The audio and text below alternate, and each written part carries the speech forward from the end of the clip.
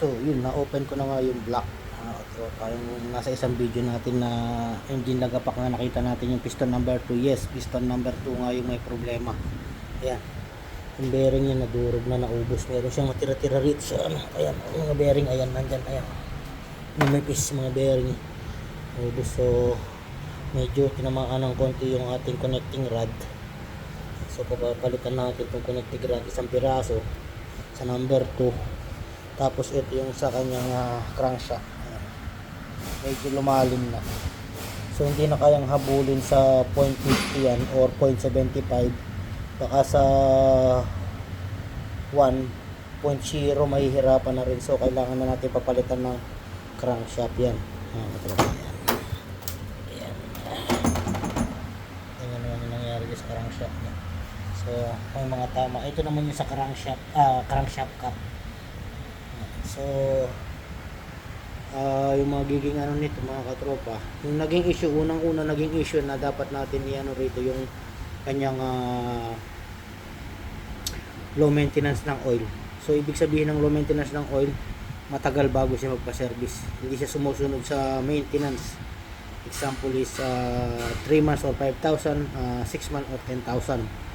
Yan. So umamin naman si customer na na-delay yung ano niya. So nung nakarinig na siya ng lagapak, saka pa lang nagpa-change oil. Kaya nga medyo bago-bago yung oil. Ayan, medyo bago-bago yung oil. So huli na yung lahat mga katropa. Kaya tumunog na bago pa siya nagpa-service. Kung sumusunod lang siya sa maintenance, kahit gaano siya ka-busy, dapat kahit gaano kayo ka-busy or gaano siya ka-busy, dapat wag nating kinakalimutan yung ating ginagamit na sasakyan na lalong-lalo na diesel. Yan, mabilis umitimin lang is mabilis masunog lang is kasi nga mainit yung diesel, mabilis lumapot. So yung mangyayari, hirap pumasok sa kanyang lubrication, nilulubricate na mga bearing kung saan mga katropa na pumapasok yung langis. Kasi langis yan yung pinakadugo ng ating sasakyan. Kaya pag malapot yung langis, so high blood siya, diba mga katropa? So yun yung nangyari sa kanya. Yung naging issue nito, hindi ako nagkakamali, yun nga, delay maintenance, lumapot langis or nagkulang na yung langis. Siyempre katagalan, pag yung isang sasakyan hindi mo sineservice ng matagal, kahit walang leak yan, nagkukulang ng langis yan, lalong lalo na turbo. So lalong lalo na hindi mo alam yung paggamit ng sasakyan na engine diesel. So bibigyan ko ng tip yung iba kasi hindi pa alam. Sa engine diesel kasi, pag ginamit mo yan turbo ng matagal or yung makina ng matagal, wag mo munang papatayin yung makina after mong gamitin. I-idle mo muna siya ng mga 5 to 10 minutes bago mo siya i-off. Sa pag-start naman, i-start mo muna siya ng i-idle mo muna siya i-start ng 5 to 10 minutes din. Basta umandar siya, uminit na siya, ma-reach niya na yung kanyang temperature bago mo siya gamitin. At pagpatay naman, yun nga, gaya sinabi ko, i-idle mo lang siya ng 5 to 10 minutes para mag-cool down yung turbo. Huwag mo agad papatayin. Unang-una para hindi masira si turbo. Yan. So, yun nga mga katropa, nakita natin. So, yung sa oil pump, hindi naman natin masasabing oil pump kasi bumobomba siya eh. Bumobomba pero kulang sa langis, bumobomba hanggang sana durog yung kanyang mga bearing, kulang na sa lubrication.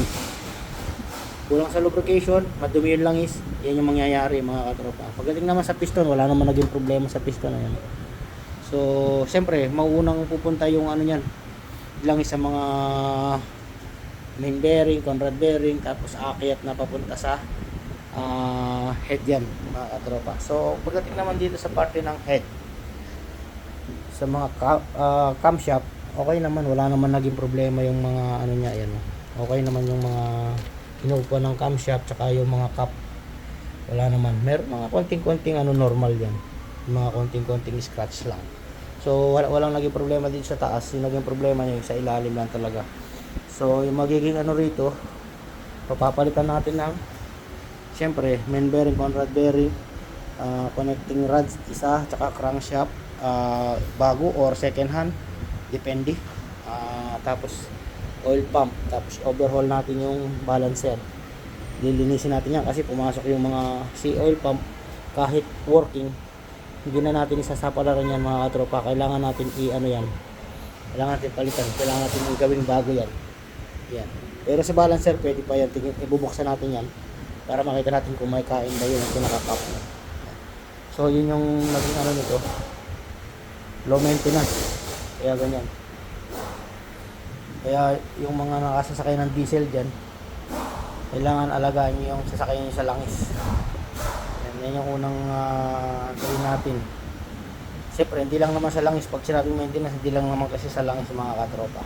Yung mga basic maintenance parts na kailangan natin sa na pinapalitan kapag sumasapit yung maintenance niya. Hindi lifetime mga katropa. Yung mga parts na nasa loob ng sasakyan. So, yun mga katropa. Kaya, paalala lang. Alagaan natin yung ating sasakyan sa maintenance saka sa langis. Yan.